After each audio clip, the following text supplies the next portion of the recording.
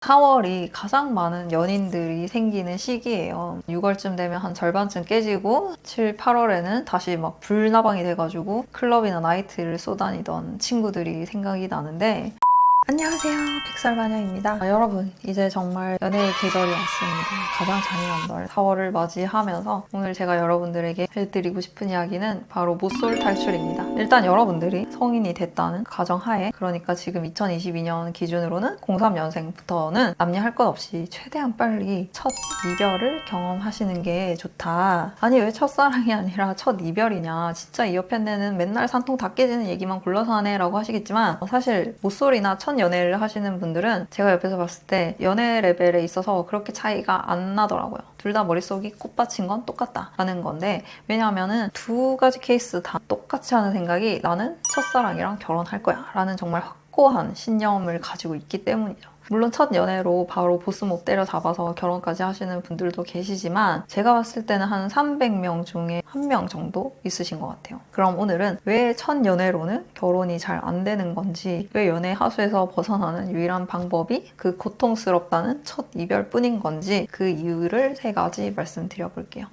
첫 번째는 첫 연애는 삽질일 가능성이 99.9%라는 겁니다. 사실 지나고 나서 보면은 첫 연애 스토리는 다들 되게 별로예요. 그 상대가 별로거나 시작이 구리거나 과정이 구리거나 헤어질 때 진상이라던가, 상대뿐만 아니라 본인이 이상한 짓 한 케이스도 굉장히 많죠. 특히 20살부터 22살까지, 그러니까 20대 초반에 하는 연애들은 거의 다 엉망진창입니다. 왜냐하면 그때는 본인도 그렇고 만나는 또래 이성들도 다들 어리시기도 하고 군대도 가야 되고 전역도 해야 되고 뒤죽박죽 근본이 없죠. 그래서 진짜 처음에는 스펙이나 나이 이런 것도 막 가리지 않고 아무나 막 연결돼서 사귀시다가 되게 시겁하고 헤어지시는 케이스들도 많고, 그럴 때 이래서 어른들이 사랑 가려 만나라고 하시는구나 이런 깨달음도 없고요. 또 환승 이별, 잠수 이별, 원나잇, 바람, 양다리, 세다리, 성병이 옮기도 하고 남사친, 여사친이라고 해놓고 술 먹으며 자고, 이런 일들은 그 나이 때는 정말 흔하게 다 일어날 수 있는 일이라고 생각합니다. 물론 최근 2년 동안 코로나 때문에 그런 일들이 많이들 일어나지 않으셨겠지만 원래 엉망진창이에요. 그 시기가 누가 누구 욕할 것도 없고요. 그 나이 때는 다들 하수니까. 근데 그래도 그나마 첫 이별을 경험해 보신 분들은 확실히 달라요. 왜냐면 첫 이별로 딱 죽을 만큼 힘들어 하신 다음에 이제 본인이 굉장히 폭풍 성장을 하게 됩니다. 똑같은 사람이랑 재회를 하게 되면은 제자리 걸음이지만 이별 뒤에 새로운 사람을 만났을 때 보면은 확실히 그 이전보다 삽질을 절반 정도밖에 안 해요. 첫 연애에서 삽질을 100번 한 사람도 그 다음번 연애에서는 50번밖에 안 할 수 있다는 거죠. 그러니까 여러분들의 첫 연애가 여러분들이 할 수 있는 인생 최대의 삽질을 쏟아붓는 시기라고 생각하시면 돼요. 그리고 또 25살 전까지는 똥인지 된장인지 실컷 찍어 먹어보세요.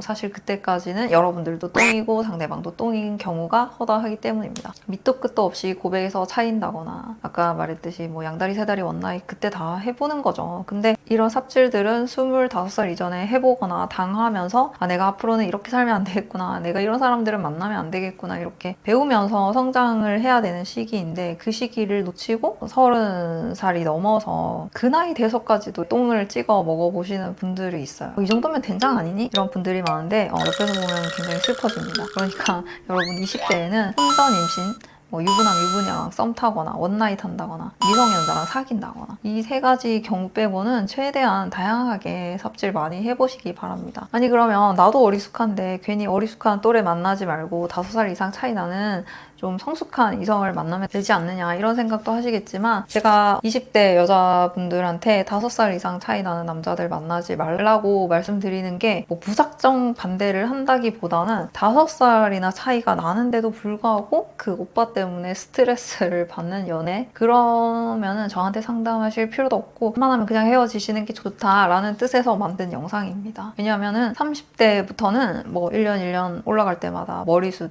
체력 이런 데서 갭이 되게 나지만은 생각머리가 그렇게 잘하는 시기는 아니에요. 근데 20대에는 1년 지날 때마다 정신력이나 말빨에서 갭이 엄청나게 큽니다. 그래서 사실 어릴 때는 1년 선배가 되게 어른 같고 아저씨 같고 그렇잖아요. 그래서 제가 또래 이성 친구 사귀는 분들한테는 님도 잘못했고요. 그분도 잘못했습니다. 둘 다 이런 점을 고치면 좋겠네요 라고 상담을 해드릴 수 있지만 5살 이상이나 나이 차이 나는 남자가 속썩인다 이런 케이스에는 저랑 상담을 하신다고 해서 그 남자를 말빨로 이겨가지고 이 연애에서 갑을 상황을 역전시킨다던가 그런 일이 벌어지지 않거든요. 그래서 제가 상담을 안 해드리는 겁니다. 근데 옛날부터 이런 분들은 정말 많았어요. 사실 제가 상담을 안 받아서 그렇지 그런 분들을 받아주면 그런 케이스가 제일 많을 거예요. 그러니까 이 영상이 제 채널에서 조회수만 따졌을 때 5등인 영상인 거거든요. 20대 여자분들 중에 한 절반 이상은 한 번쯤 경험해보는 연애 패턴인 것 같습니다.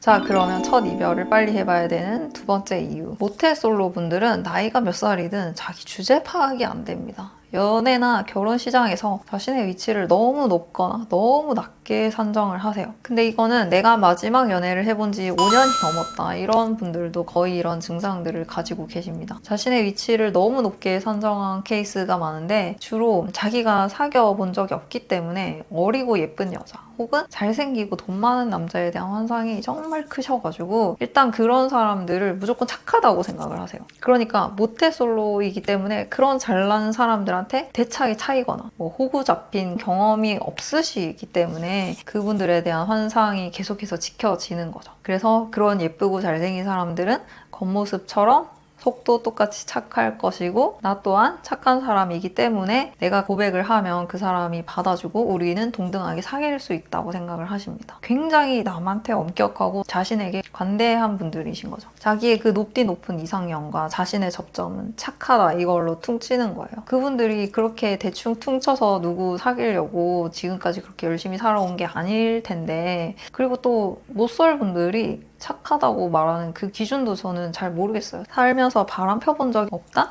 그게 단 것 같아요. 무슨 기준으로 본인이 착하다고 하시는지 잘 모르겠고 그래서 제가 아니 그런 사람이랑 잘 되려면 일단 살부터 빼야 되지 않을까요? 이렇게 얘기를 하면은 살을 왜 빼? 진짜 이런 대답을 들은 적이 정말 많습니다. 진짜 신기한 게 그 사람들이 짝사랑하는 상대들은 적어도 매일 1시간은 외모에 투자할 것 같은 사람들만 골라서 좋아해요. 그러면서 내 뱃살이랑 그게 무슨 상관이야? 이런 식으로 대답을 하세요. 그러니까 역지사지가 안 되는 분들이신 거죠. 반대로 본인이 정말 예쁘고 스펙도 좋으신데 연애 경험이 너무 없으신 분들은 자기 수준이 어느 정도 되는지 잘 모르시는 케이스들도 있어요. 이것도 마찬가지로 자기 주제 파악을 못하고 계시는 거죠. 그래서 첫 번째 연애를 이상한 남자한테 가스라이팅 당하면서 계속 지속하시는 분들이 있습니다. 그러다가 또 깨지면 다행인데 결혼까지 가시면 굉장히 안습인 상황이신 거죠. 그러니까 여러분들은 살면서 여러 사람들한테 대시도 해보고 여러 사람들한테 차여보는 게 되게 좋은 경험이에요. 갑질도 해보고 을질도 당해보다 보면 언젠가는 자기 수준을 정확하게 알게 됩니다. 그런 연애 삽질들을 30살 이전에 많이 해보시고요. 연애나 결혼 시장에서 자기 레벨을 빨리 깨달을수록 좋습니다. 왜냐하면 지피지기 100점 불태니까요.